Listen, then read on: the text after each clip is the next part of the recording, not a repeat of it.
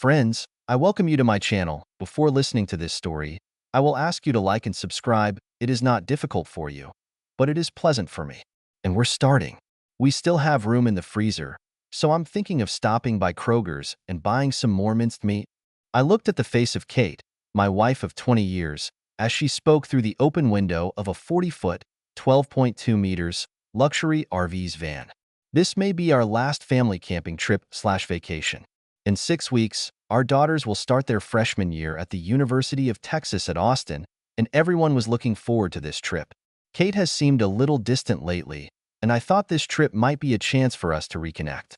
Our daughters will have the opportunity to travel and explore the area together, and I was hoping for some intimacy with my wife. Something that has been missing so much lately. It won't take more than half an hour, so I don't see a problem, I replied.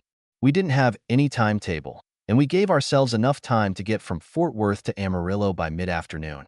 I was just loading luggage into the outer compartment of a huge van. Everything that could be needed for tonight was already laid out in the inner cupboards. Taylor and Kendall, our 18-year-old twin daughters, were sitting in the lounge area of the van and texting with friends. It will be a month before they see their friends. It's a lifetime for teenage girls. During these holidays, boys and girls will break up, get together, and break up again. Disagreements between friends began, healed, and began again. The daily drama that makes up the lives of high school girls will continue without them for a whole month, and only electronic communication with a mobile phone will keep them informed of all the fateful events that they missed. We took our Toyota Highlander in tow and were able to make passing trips and excursions, leaving the van at various campgrounds. I hope these adventures will distract them from those fateful events that they missed. Okay, I'll make a list so I can get in and out as quickly as possible. She pursed her lips and made a kissing sound. I love you, baby, she said, and turned away from the window. This morning she was wearing black yoga pants, a black top, and white tennis shoes. Her blonde hair was pulled back in a ponytail, and she was wearing only natural lip gloss. With a height of 5'11", 180 centimeters, she was naturally thin, and her breasts were proportional to her body. Her weight was only 5 pounds, 2.2 kilograms, more than in college, when she started playing for the University of Texas women's volleyball team. She was as beautiful as the girl from the next yard and was glowing with delight about our upcoming vacation. When I first suggested the trip, she seemed reluctant to agree, but over the past few weeks that reluctance has turned from reluctant agreement to growing excitement. The last time we went out in a camper was before the pandemic started, and the girls were almost as excited to see the southwestern United States as Disneyland would be when we arrived in California. Physically, they looked like their mother, but they had a penchant for mathematics and logic, and, like their father, they tended to engineering as a career. But first of all, they were teenagers looking for entertainment. I was just putting the last bag in the outer luggage compartment when I was startled by the screeching brakes of a red Mustang that stopped with its nose almost touching the back of the van. A young guy jumped out of the car and walked towards me at a brisk pace. He looked to be between 25 and 30 years old. He had blonde hair and a blonde mustache. He was about my height, 6'2", 188 centimeters, but he looked a little better than me. He looked muscular and fit. While in the 20 years since I graduated from college and got married, I acquired a fatherly body. I weighed 20 pounds, 9 kilograms, more than I did in college, and recently started running again to lose that weight. When he came up to me quickly, and I saw the anger on his face. "Where is she?" he shouted at me. I took a step back, startled by his harsh tone. Katie, come here. I'm taking you away from this cruel asshole," he shouted. I must have looked confused, and also worried that this psychopath showed up at my house, calling me names and demanding my wife. "Who the hell are you?" I shouted at him. I was preparing to attack in case this crazy dumbass lunged at me. "Where's Katie?" "What is it?" he asked again. This time there was even more aggression in his voice. That question made a bad feeling in my stomach. My daughters jumped out of the van, and I could tell by the position of their cell phones that they were recording. My wife got out of the van. She was as pale as a ghost, and there was shock on her face. She seemed unable to speak at that moment. "Katie, let's go. I'm taking you away from this cruel asshole. You'll never have to worry about him again." He held out his hand to my wife. "Let's go." My daughters came up to me and stood on either side of me, hugging me around the waist. "Mom, who is this guy? Why does he keep calling Dad cruel?" Kate did not answer Taylor's questions. She looked from the stranger to me and then back at the stranger. Her gaze was like a mixture of shock and fear. Her mouth was open, as if she was trying to speak, but nothing came out. "I'm Kate's fiancé," he replied to my daughter. "We're just waiting for your parents' divorce to be finalized so we can get married." I closed my eyes and exhaled slowly. I tried to focus and stay calm. It wouldn't do me any good to break out, especially if my daughters were recording everything. "Mom, what is this man talking about?" Taylor and Kendall looked at the scene with eyes that seemed to have outgrown their faces. "Kate," I said softly. She just looked at me, and there was fear on her face. "Kate," I repeated. "Is it true? Do you know this guy? Are you engaged to him?" My wife was just looking at me. Her eyes didn't seem to understand the situation. In previous situations with Kate, I've seen this to a lesser extent. "How long have you been in a relationship with my wife?" I asked the stranger. For the first time since he got out of the car, he looked unsure of himself. 9 months. We started at the beginning of the school year. So he was a teacher, just like Kate. Judging by his appearance, he may have been a high school coach as well. She told me about how you manipulate her and your children, emotionally and physically abusing them. "I'm here to get her away from your shit. Our father is not like that." "If our mother really said that, then she's lying to you," Kendall said. "Mom, did you say such things about Dad?" "Let me explain," Katie said. She was finally able to speak, and the first thing that came out of her mouth were the words of the fraudster. Disgust appeared on Taylor and Kendall's faces. "Explain what?" Taylor screamed at her mother. "Are you making love to this guy? Are you cheating on Dad?" Tears were rolling down the faces of all 3 women. I shook my head. There is no need to explain anything. Reaching into the luggage compartment, I took out Kate's suitcase. I put him in front of my wife's fiancé. "She's at your disposal," I said. I turned my daughters towards the van. "Let's go, girls. We can still get to Amarillo by late evening." The daughters gave my wife a hostile look, turned their backs on her, and walked to the door of the van.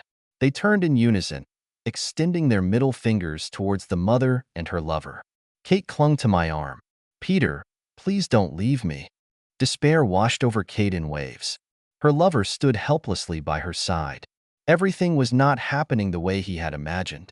He saw himself as a white knight who had come to her rescue, and now he was faced with the thought that this damsel in distress might turn out to be a dragon in disguise. "Don't throw us out. I want to be away from you. I'll contact Terry and start the divorce. Find yourself a lawyer and give his contact details to Terry." Terry Carr was my college roommate, and we remained close friends for almost a quarter of a century. Although he wasn't involved in family law, he had a lot of connections, and I knew I would be in good hands. Kate knelt down and burst into tears. An hour ago, if I had seen her like this, I would have been destroyed. And now? Not so much anymore. The daughters sat down, and I pulled the van away from the curb. In the mirror, I saw Kate cover her face with her hands, and her boyfriend awkwardly put his hand on her shoulder, watching the van drive away. A trip from Fort Worth, Texas, to Amarillo, Texas, along State Highway 287 is about as boring a trip as you'll find anywhere in the United States. Miles of emptiness until you get to the emptiness that is Wichita Falls. I remember an article in an old issue of Texas Monthly magazine that caught my eye at my grandparents' house. The article listed the 10 worst jobs in Texas. In 9th place, a chicken sorter is a person who probes chicks to determine their sex.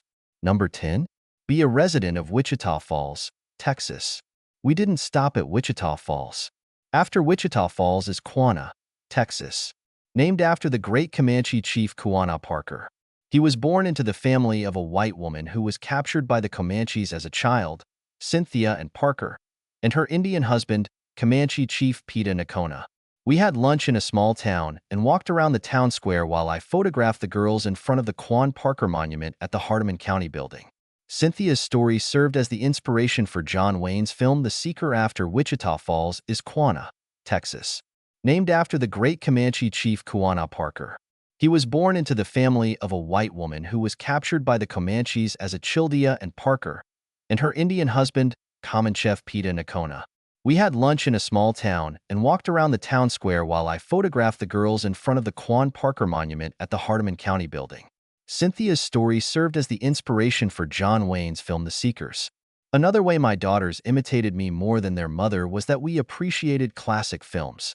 A few weeks before the trip, we watched several classic films, including The Seekers and Paul Newman's Hood, filmed in Claude, Texas, which we passed through shortly before arriving in Amarillo.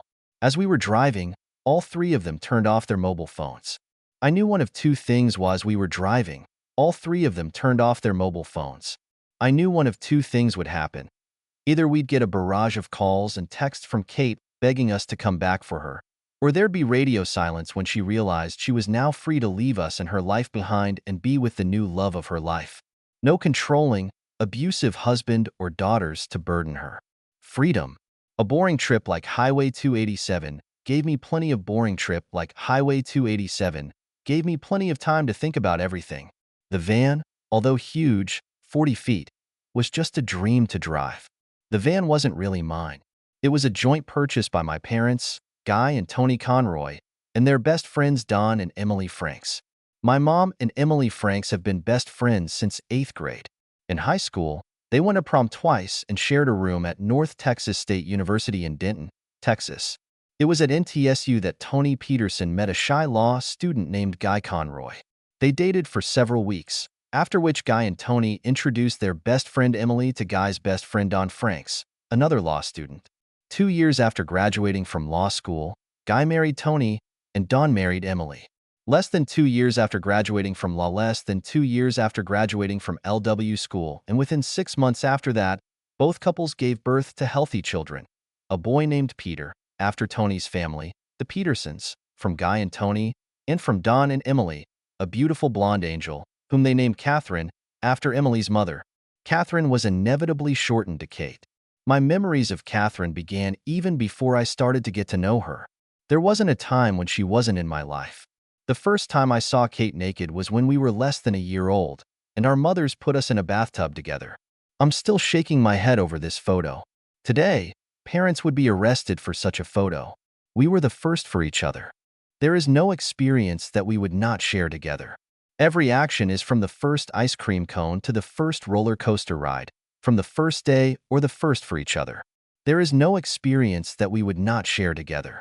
Every action is from the first ice cream cone to the first roller coaster ride, from the first day of school to the first kiss and the first lovemaking. We went to the University of Texas together. I went to the Faculty of Engineering, and Katie went to the Faculty of Literature and received a teaching certificate. I got a job at an aerospace company in Fort Worth, and Kate went to graduate school at NTSU, our parents' alma mater. Over the next 7 years, Kate earned her doctorate in literature, began teaching at Fort Worth Community College, and gave birth to our daughters. After Kate settled into teaching, I decided to go into business on my own. I had 6 patents obtained from the Aerospace Corporation. I was hoping to take all 6 with me, but the arbitration court decided that 2 of my patents were the product of labor and belonged to my previous employer. 4 of my patents, however, were recognized as belonging to me and were not a product of L. After Kate settled teaching, I decided to go into business on my own. I had 6 patents obtained from the Aerospace Corporation. I was hoping to take all 6 with me, but the arbitration court decided that 2 of my patents were the product of labor and belonged to my previous employer. 4 of my patents, however, recognized as belonging to me and were not a product of labor, and I could use and license them at my discretion. I have licensed 3 patents and decided to open production for the manufacture of the 4th. Although there were 2 of us, we were entwined into a single whole. There were 2 of us, we were entwined into a single whole. We were better, stronger, and happier together. We were destined to be united forever. Until this happened. It's not the first time Kate has lost her way. She had a miscarriage 5 years ago. Pregnancy was a joyful surprise for us, and when the initial shock passed, we were overjoyed at the thought of a 3rd child. Katie was taking antibiotics because of a tooth extraction, and as our doctor explained, it most likely affected her birth control pills. Whatever the reason for the miracle, we were over the moon with happiness. In the 3rd month of pregnancy, during a class on gender identity in the works of Hemingway and Fitzgerald, Kate began to have severe cramps. She left class, went to TH. The doctor told her that she was physically fine. Sometimes the body rejects pregnancy. It is possible that there was something wrong with the fetus that caused rejection. If she wanted to try again, there is every chance that the pregnancy will come to term, although nothing can be guaranteed. Kate didn't want to risk another pregnancy. She asked me to have a vasectomy, and I did it. Our family of 4 was enough for me. But the miscarriage plunged Kate into depression. The happy and cheerful girl I grew up with has disappeared. All manifestations of my affection were rejected. She became more and more distant. She didn't want to talk to me about it and became furious when I mentioned that she needed to see a therapist. She stayed away from her friends, and her social media went silent. For several months, I tiptoed around her, afraid to say something wrong and make her lose her temper. I talked to our moms, and they told me that we need to give her time and she'll come to her senses. I wasn't so sure, and suddenly she felt better. She was texting people again, writing on Facebook, and I started to see glimpses of the old Kate. Just when I thought things were getting better, one Saturday afternoon, Kate ran through the front door and shouted at Taylor and Kendall. She was almost furious. Her eyes were wild and she was panicking. "What's the matter, Kate?" I asked. I grabbed her by the shoulders to calm her down. "What's going on? Why are you looking for girls? I have to see them. I need to explain something to them. I think they might have misunderstood something." She was looking in all directions except for me. At that moment, my daughters entered the house and approached her. "Have you told him yet?" Taylor asked. "Of course not," Kendall replied. "Otherwise, Dad would have gotten angry and yelled at her." "Girls, let's talk about this in your room. This is not about your father. I do not know what you think you saw, but you are mistaken." They both looked at Kate incredulously and then turned to me. We were leaving the cinema at the mall. We walked past the queue for tickets to the new movie with Maria Montoya, and what did we see? Our mom is kissing some jerk. In public. In the damn mall.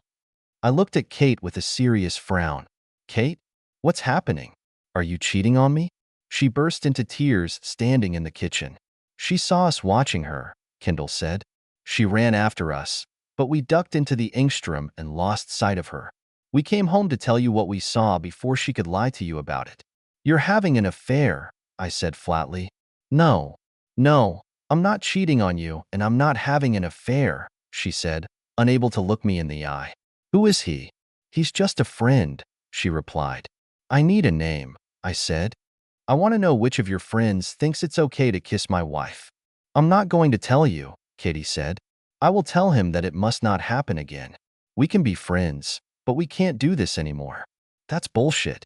You're going to tell me who he is right now, or next time I'm going to talk to you in divorce court." Kate turned pale and opened her mouth in shock. "You can't be serious. Would you divorce me because of a friendship that went too far?" "Check me out," I said. "Come on, check me out. Refuse to tell me his name and see what I do. Play and find out." She broke down. She told me his name, Kevin Saunders, and the fact that he was an adjunct professor at her college. He became a sympathetic shoulder for her to cry on, which led to inappropriate conversations, to correspondence, to sending topless photos. I told her to pack her things and go to her parents. I didn't want to be around her now or in the foreseeable future. Kate was crying too much to drive herself, so I dropped her off. Her father, Don, was working in his yard and should have known that something serious had happened. His crying daughter was simply dropped off with a bag for the night, and her husband, who was like a son to him, left with barely a wave of his hand. To her credit, Kate was honest with her parents. And when my parents were called, she was honest and apologized to them too. She was adamant that kissing was nothing more than where it all stopped. When Kate was asked how far things would have gone if the girls hadn't noticed her at the mall, she looked worried. "I hope nothing would have happened. I hope I would have come to my senses and realized that I was walking down a dark path that did not have a good ending. I just thank God that the girls saw me and put an end to everything." Kate hadn't deleted any of their messages, and those messages confirmed that they hadn't been in love yet. I had no illusions. If she hadn't been found out, she would have slept with him. Before that, I was quite naive about infidelity, but I quickly became well-versed in this topic. I have become a regular visitor to some online forums dedicated to infidelity and infidelity. I have learned a completely new vocabulary and a set of abbreviations and abbreviations. AP is a cheating partner. BS is a betrayed spouse. WW is an unfaithful wife. WH is an unfaithful husband. OBS is another betrayed spouse. Day 1 is the day you found out about the betrayal.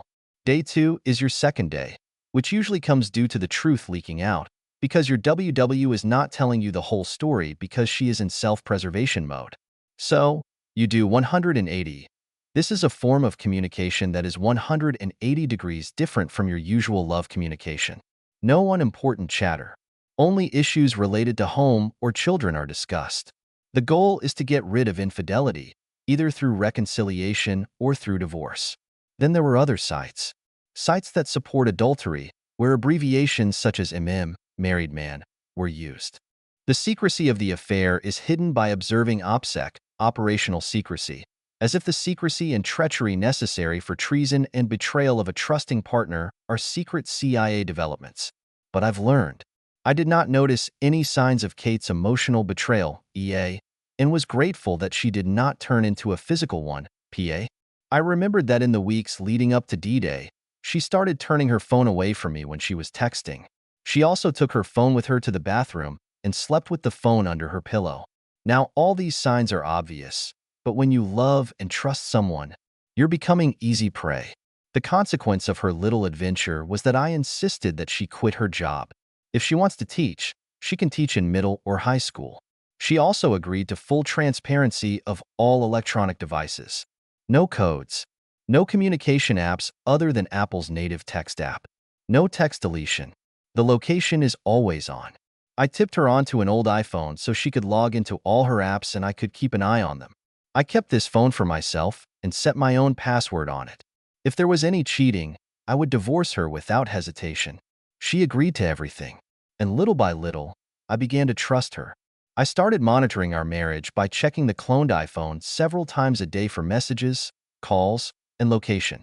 Once a day, I logged into her Apple App Store account to check if any apps had been downloaded that could be used for cheating.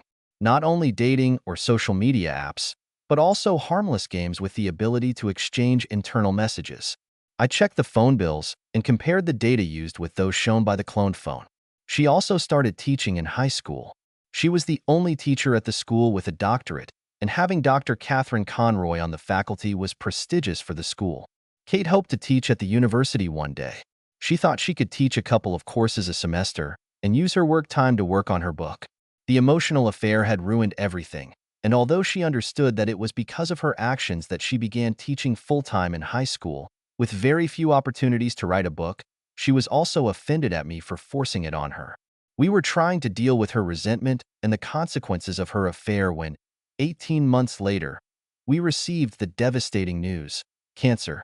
During a routine self-examination, Kate discovered a small lump in her right breast. Since she was small, she wasn't too worried about it, but she still scheduled a mammogram and a consultation. Mammography led to a biopsy, the results of which were diagnosed with breast cancer. Both Kate's mother and grandmother underwent a mastectomy as a result of breast cancer diagnosis. In the case of her grandmother, the operation was performed too late, and she died as a result. Kate's mother, Emily, made the decision to have her breast removed after her mother was diagnosed, and after testing showed that she was also a carrier of the BRCA1 gene that causes breast cancer. Testing showed that Kate is not a carrier of this gene, so she did not plan to have her breast removed, as it would be enough to have a lumpectomy. However, the diagnosis shocked her to the core. Kate was very proud of her body and her breasts. Even after feeding 2 children, the breasts remained firm, without the slightest hint of sagging or stretching. The thought of having her breasts surgically removed plunged Kate into a depressive state from which she could hardly get out. She was distant and unhappy with me and our girls.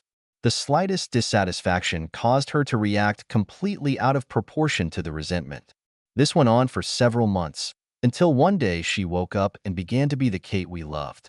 It brought back memories of what happened after her miscarriage, depression, and then a sudden return to normal life. I haven't looked at the cloned iPhone in months, but I took it out of the drawer, charged it, and prepared for the worst. And that's what I found. Nothing. No messages to unknown numbers.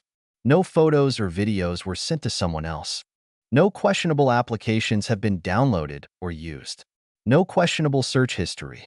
It seemed that with the help of advice and willpower, Kate had returned. Of course, now I realized that I was deceiving myself. All I did was teach her how to be a better liar. I have searched for phones several times in the past. The pockets of the coat, tucked into the far corner of the closet, were searched. Shoe boxes and shoes were checked. Nothing and nothing. I checked under the seats of her car, in the glove compartment, on the console, and in the trunk. I've checked all the places where you can hide your phone. The only place I couldn't check was her classroom at school. If she hid her phone at school, it was impossible to find it. Kate didn't use her cell phone or computer for me to see or access. No matter how diligent I was, and no matter how well I understood the issues of infidelity, I was really stunned when her lover appeared at our motorhome. The trip from Quanah, Texas, to Amarillo was a quiet one. We were all lost in our thoughts about what happened this morning. The girls knew that we were going to get divorced. They caught my mother cheating during her first affair and begged us to fix the marriage. The second betrayal was much worse than the first. It lasted longer, was beautiful, and led to Kate falling in love with her fiancé. God, the very thought of it infuriated me. The fact that she lied to him about our relationship touched me so deeply that I could barely think about it. Not only was she talking about me to some jerk, but she was also lying about me. I can do a lot, but I do not abuse and have never abused either physical or mental violence. We didn't actually stay in Amarillo. We planned to stay at Palo Duro Canyon State Park. Palo Duro is the second largest canyon in the United States. The largest is the Grand Canyon. We planned to stop at the park for a couple of days, and then continue west on I-40, which covers a significant part of the old Route 66, through Tucumcari, New Mexico, to Albuquerque with a stop north to Santa Fe, and then return south through the Indian Pueblos to get to Flagstaff, the state of Arizona. From Flagstaff, we would head north to Las Vegas for 3 days, and then continue west to Los Angeles. We planned to spend a week in Los Angeles, visiting Disneyland, Universal Studios, and all the other tourist spots in Los Angeles and Hollywood. From Los Angeles, we were going to head north along the Pacific Coast Highway to San Francisco. We were going to spend a few days in the area, explore the fishing pier and, now that the girls are 18, Napa and Sonoma Valleys, Vineyard Valleys. From there, we would take the I-80 highway through Salt Lake City, Cheyenne, then through Nebraska and Iowa to the next major stop, Chicago. We planned to stop in Chicago for a few days to explore the shops on Michigan Avenue and watch the Cubs play at Wrigley. We budgeted for a maximum of 5 days in Chicago, but if it seemed to us that there was unrest there, we could leave earlier. From Chicago, we would head south to Nashville for a couple of days, then to Memphis for a day or so. I wanted to see Graceland, and after watching the movie Elvis and Austin Butler's performance as the king, the girls also completely agreed with this. After Memphis, we would continue southwest through Arkansas and return to our starting point, Fort Worth, Texas. It was an epic month-long road trip that the 4 of us will remember for the rest of our lives. As they say, man plans, but God laughs. Kate and I were in Palo Duro Canyon when we were kids. It was on a family vacation together, which pretty much describes each of our vacations. We explored the canyon and climbed various hiking trails, including the lighthouse, the iconic rock outcrop that is the canyon's most famous symbol. We also watched the musical Texas in the outdoor amphitheater of the canyon. It was the first live musical we saw, and we were shocked. The show is a singing and dancing story about the early pioneers of the Texas mountain region, which ends with fireworks at the end. After seeing this show at an early age, Kate and I developed a love for musical theater that has persisted to this day. The twins learned to love the theater thanks to us, and both of them participated in school musicals. Fortunately, they sang like their mother, not me. After hooking up the van, we decided it was too late for hiking, so I fried some hot dogs and opened a container of potato salad. I allowed the girls to have either 1 glass of wine or 1 glass of beer at dinner, but only at home or with their parents. They both chose the wine and looked at me with a gloomy expression on their faces. "I think it means a divorce," Taylor said. She looked at me with tears in her eyes. "Why did she do this to you? With us? Why would she lie about you? She told that guy that you were violent." "Dad, you're the least violent person I've ever met," Kendall added. "I doubt Mom can even tell me why she lied," Taylor said. I took a sip of beer before answering. "You're right, T. I doubt she could explain it, but I can. I hesitated for a minute before finishing my thoughts, but decided that the twins were already 18, and I could have adult conversations with them. They are adults, and I will talk to them as adults. No one wants to be a villain in their own story. There is such a thing as a triangle of victims. There must be a victim, a savior, and a persecutor in it. Cheating on me and betraying me is contrary to your mother's basic beliefs. She considers herself a good and moral person. To justify her actions to herself, she needs to present me as the villain, not herself. If she's the victim, then I'm the stalker, and her boyfriend, or fiancé, or whatever she calls him, is the savior. Your mother knows that I am a loving, faithful partner who has forgiven her in the past.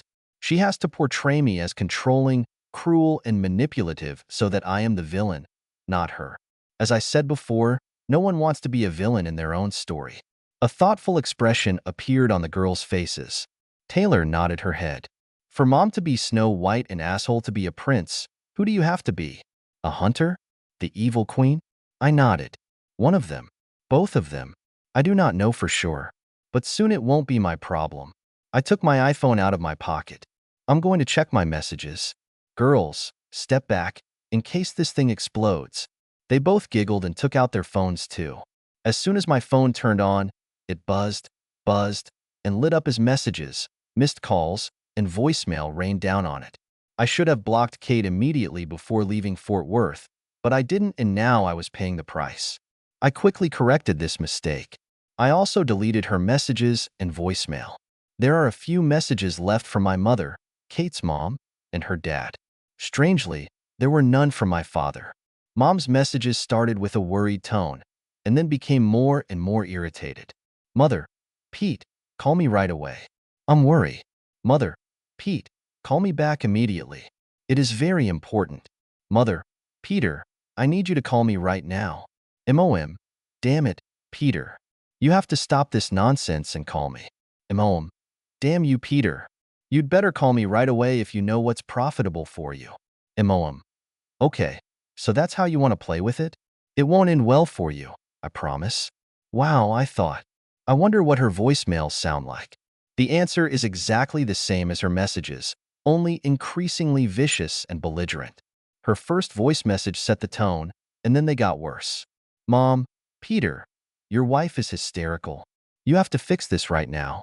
So she made a mistake. You need to drop your ego, put on big boy underpants, and take care of your wife. Mom, Peter, I'm ashamed to call you my son. You left your crying wife with a stranger and went on vacation. You're pathetic, and I'm ashamed that I carried you for 9 months. I turned on the speakerphone so the twins could hear them. To say that they were shocked is to understate the meaning of the word. They were shocked and upset. I can't believe Mimi told you these terrible things, Taylor said. Kendall turned pale and openly cried. I think we know which side she's going to take. The messages and voicemails from Kate's parents weren't as angry and hostile as they were from my mother, but you could tell they were upset and angry. And it was obvious that I was the source of their anger. There were no messages or voicemails from my father. It was weird. I deleted all the messages and voicemails, and then watched the girls delete their own without listening to them. We turned off our phones and stared into the fire, thinking about this shitty day. The next day, we enjoyed hiking in the canyon, and in the evening, we went to Texas. The girls loved the show, and it was as cool as I remembered it. We stayed in Amarillo for 2 days, and then turned onto I-40 and headed west.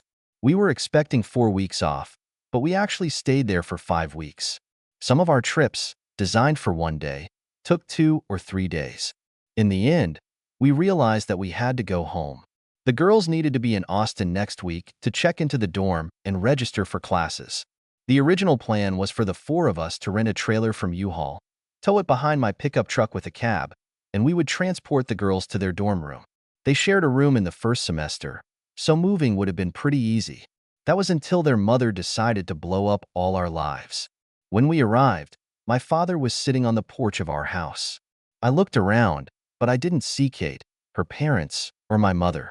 Since his bike was parked in the driveway, I realized that they hadn't gone with him, so he had to be alone.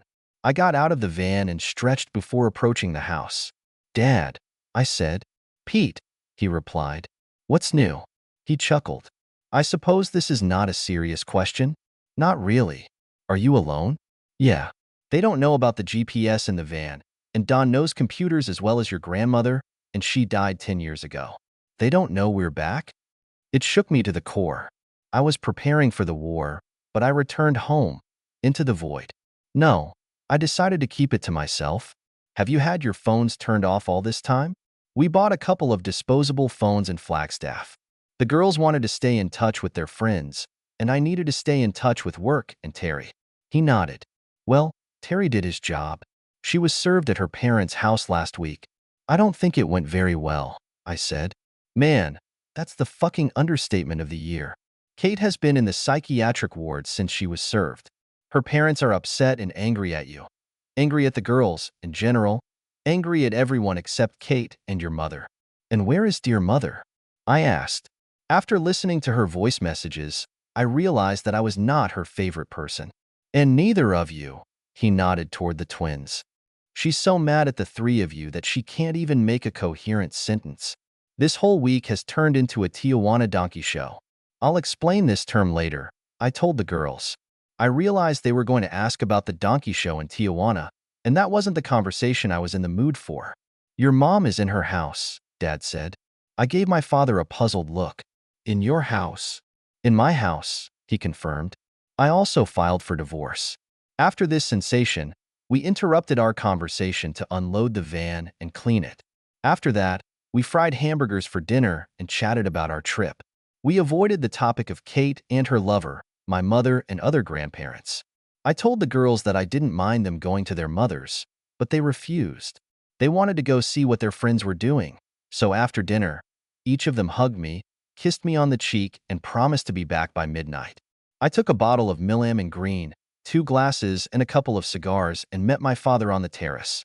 I poured each of us a couple of fingers of bourbon, and then we performed the cigar-lighting ritual that most men learn at a young age. We puffed and sipped in silence, watching the night shadows grow. So, what happened? I asked. My father took a sip of bourbon before answering.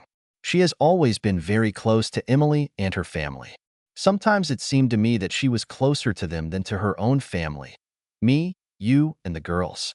When it all blew up because of Kate, I expected your mother to take your side and be mad at Kate. And that didn't happen, I stated. He shook his head. Not a bit. She was furious that you reacted by leaving. I was angry at my granddaughters for leaving with you. And he's furious with me because I said I don't blame you. I didn't see her messages to you at that moment, but I saw them later. I heard how she left you voice messages. I didn't like what she was saying to you, but I didn't say anything to her at that moment. There was no point in adding fuel to the fire. I know you, and I know that after that incident when she got involved with another guy, this time you ended it with her. Did you know about the other case? I was surprised by this. I didn't tell anyone. I heard Kate, Emily, and your mom talking about it a few months after it happened. I know it wasn't as bad as it could have been, but that was enough. But not as bad as it is now. After a few days, it became obvious that all 3 of you had turned off your mobile phones. Her Find My iPhone didn't work, and you didn't answer any messages or voicemail. Every day was even more shitty than the previous one. Kate cried and wailed for hours and wouldn't let up. Her parents were desperate, and your mother became increasingly angry at you and hostile towards me. A week later, Kate's parents locked her up in the psychiatric ward of the Methodist hospital. They were afraid that she would commit suicide. It made your mother very angry. And the asshole hanging around didn't help either. Wait, what? I asked incredulously. Was her boyfriend still in the frame? Dad just nodded his head. He kept saying he wouldn't leave her. He won't leave her like her asshole husband. My father looked at me apologetically. These are his words, not mine.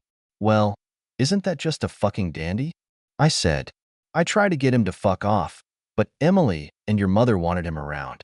To be honest, I don't think Kate wanted this, but she was delirious, so I don't know what was going on in her head. In the last conversation with your mother, I told her that he had to leave, otherwise I would do it. And what did she say? I asked.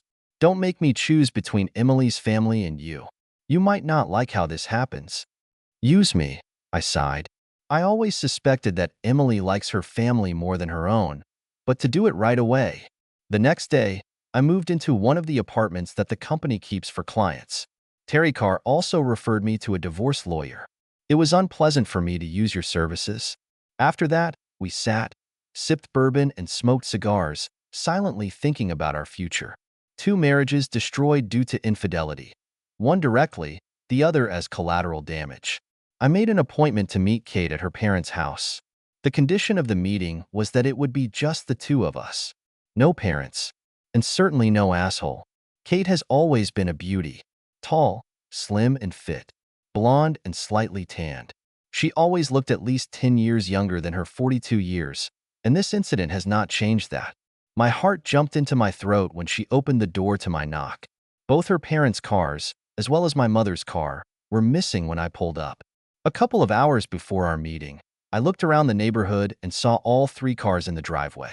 I also noticed the same car that her lover drove to our van a few weeks ago. It was parked on the street 2 houses down from her parents' house. 2 hours later, at the appointed time of our meeting, I drove around the block and saw his Mustang 2 streets from Don and Emily's house. My mother's car was parked behind him, and there were 2 people in his car. It's just fucking great. Hi, baby, Kate said, opening her arms and coming over to hug me. Wait, Kate. I don't need your hugs. I entered the living room and went to the armchair.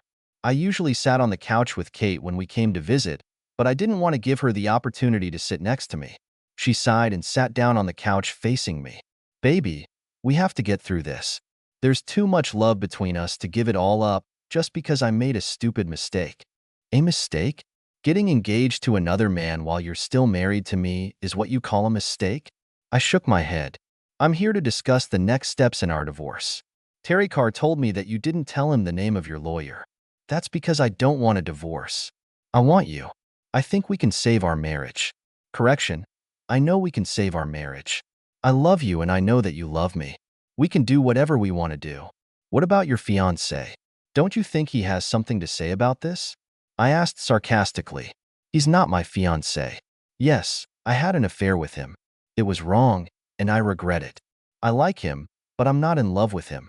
I only love you. Are you still seeing him? Kate didn't look me in the eye.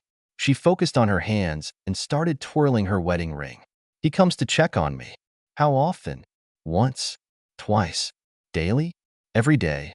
All day? Tears welled up in Kate's eyes, and she became noticeably more emotional. You left me. Stop it, she screamed. You drove away and left me crying on the road. He was by my side when you weren't there. So, let's get this straight. You're dating him because you were upset that I dumped you. And the reason I left you is because you cheated on me with him. It was like an old joke about a child being tried for murdering his parents and asking the judge to take pity on a poor orphan.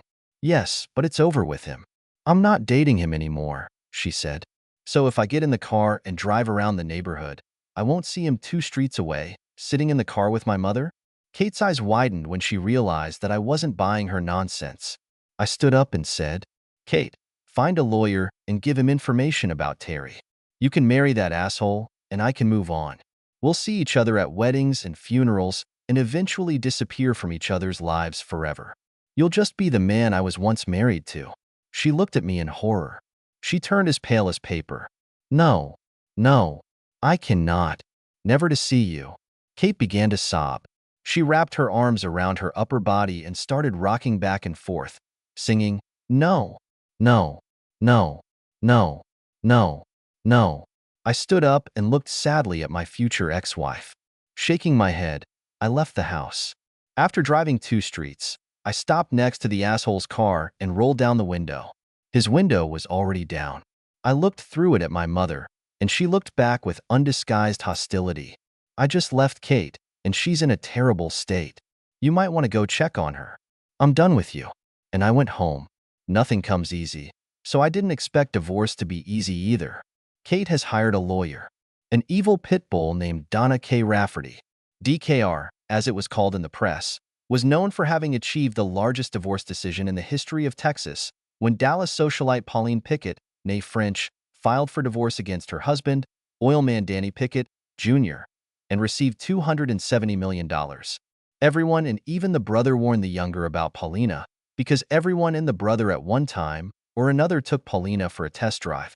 But the younger one didn't look like his old man. The old man was known for wearing a leather belt with a hole in the front to the right of where he was shot in a bar fight. Not only did he not fall and stay down, but he also beat to death the one who shot him with a billiard cue. The old man was smart and tough, which the younger one did not have. But the old man died in a plane crash half a dozen years ago, leaving his oil company to the younger one. I knew that a battle was waiting for me. First, they demanded a marriage counseling session. I refused. It wasn't the marriage that was destroyed, but my wife. This led to nothing, except for the 10 sessions appointed by the court, for which I had to pay. True, I chose the consultant myself, but it was a small consolation. Dennis Lampier advertised himself as a marriage counselor specializing in the trauma of infidelity. Reviews of him on the internet were enthusiastic, and he was listed as approved by the court. My first phone interview with him went well. It wasn't until Kate and I were sitting in front of him that I realized that things were likely to go awry. Mr. and Mrs. Conroy, what do you want to achieve from these consultations? I made a mental note to add to my list of demands that Kate return to her maiden name. I made a mistake. I had an affair with another man. I feel terrible about it, and I want to find a way to get over my mistake and use it to build a better, stronger marriage. I looked at her in disbelief. She's still dating that asshole. She's engaged to him. Damn it. Dennis gave me a pep talk. In these classes, we try to avoid shouting and swearing. Please be calm and respectful to each other. Kate, is this true? Are you really engaged to another man, and yet you're telling us that you're trying to save this marriage? It's true that Brian asked me to marry him. I told him no, I want to save my marriage. I looked at Lampier. Would you say that this is a textbook on monkey branching? Why are you asking about this? He replied, she won't commit to her boyfriend until she's convinced our marriage can't be saved. But she won't tie the knot unless I commit to being her husband. This is a monkey branching in its most basic form. Kate chose this moment to speak out. If you promise to stay with me, I'll tell him I can't marry him. I will return the ring. I just stared at her for a minute.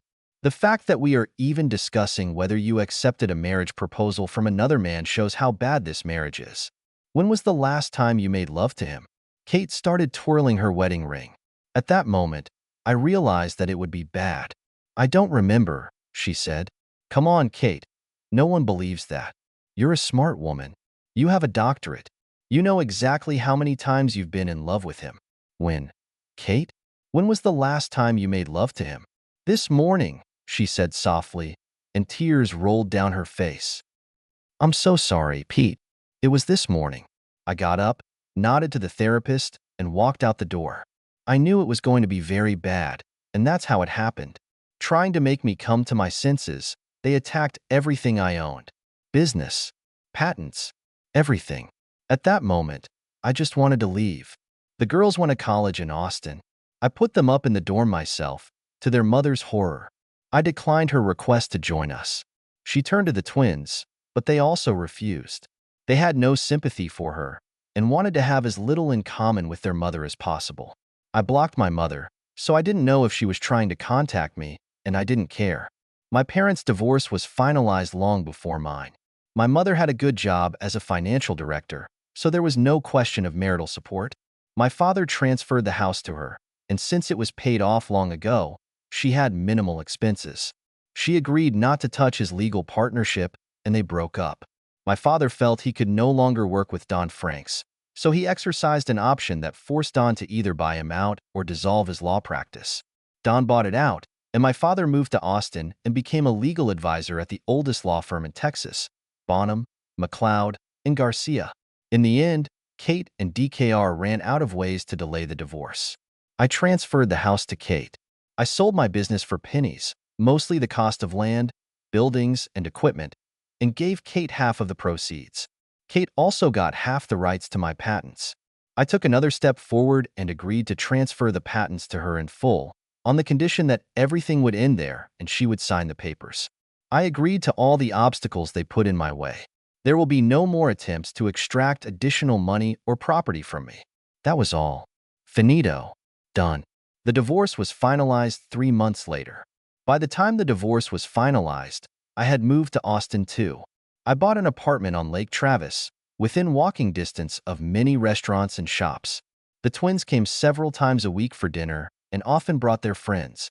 They often used the complex's swimming pool, and any number of girls in bikinis entered and left my apartment on any given weekend. I was amazed at how many responsive young people live in Austin. Every weekend I received offers to help with any projects I might need around the house. Of course, the fact that there would be half a dozen scantily clad girls nearby had nothing to do with it. 6 months after the divorce, the twins, my father and I were having a glass of wine on the terrace of my condominium. For dinner, I fried a barbecue and cooked rice pilaf with salad. I felt that something was bothering the girls, and finally I just went and asked them what was the matter. "Mom called this morning," Taylor said. "Oh, how is your mother doing now?" I asked. "She found out that the patents you gave her were worth next to nothing. It looks like some new company called PTK Incorporated. There are patents that make old patents obsolete. All companies that have licensed them are terminating their old licenses in order to be able to license new patents. No one has ever heard of PTK Incorporated. It's just an amazing coincidence that the first letters of the names Peter, Taylor, and Kindle make up the name PTK Incorporated." They both grinned at me. I just raised a glass of wine in greeting for having two very smart daughters. "But that's not why she called," Kindle said. There were tears in her eyes. "She's getting married next Saturday and wants us to come to the wedding." I shook my head slowly. "Who didn't foresee this?" I asked in the night. I didn't get an answer. My daughters wished their mother good luck in the upcoming wedding, but explained that they would not attend it. They do not approve and do not want to have any relationship with her new husband. According to them, Kate was sad, but she understood everything. Mom takes full responsibility for ruining her marriage. She knows it was the biggest mistake of her life. With the exception of her grandfather, she said, nodding towards their grandfather, our grandparents supported her or encouraged her. I can't understand why they're so hostile to you. Finally, my father spoke up. That's because you turned your back on their little princess. Don't get me wrong, I love Kate. At least I did before all this happened. But she was always spoiled. Her parents come first, and I'm including your mother in this group. Then you. She never learned how to be an adult. There was always someone looking out for her. I'm worried about her. She shouldn't have gotten married. At least not so soon. And not for this guy. But the wedding, of course, took place. The wedding of the daughter of a famous lawyer from Fort Worth hit the pages of the gossip columns. The bride's first husband was not mentioned, and about two college-age daughters. On Saturday night, when Kate was getting married, I sat on the terrace with a bottle of Garrison Brothers small batch bourbon and a cigar. I was in a melancholic mood, and I took my guitar with me to the terrace. I rarely played the guitar and only sang in the car or in the shower, but when I feel depressed, the guitar inevitably appears along with the bourbon. I haven't touched a guitar in over a year and stumbled a bit trying to play the intro to Guy Clark's song, LA Freeway. I used to be able to play this song in my sleep, but now it was hard for me. I was just continuing to play this song without a single, or at least minimal, error when my phone started vibrating. And call. And vibrate. Several calls at the same time, from the twins and my father. I refused my father and answered Taylor's call. "Dad, did you hear that?" "What is it?" she asked without greeting or preliminary words. "What did you hear?" "Wait, Kendall left you a voice message." I heard Taylor talking to her sister.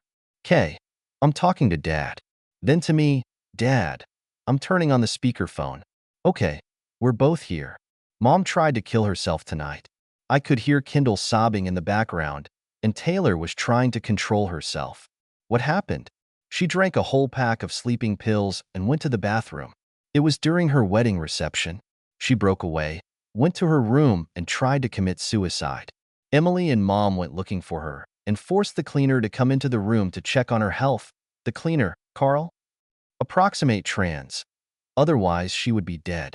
I exhaled slowly. I knew that Kate was ruining her life with her actions, but it was bad. It was very bad. It's good that she has loved ones who will help her get through this.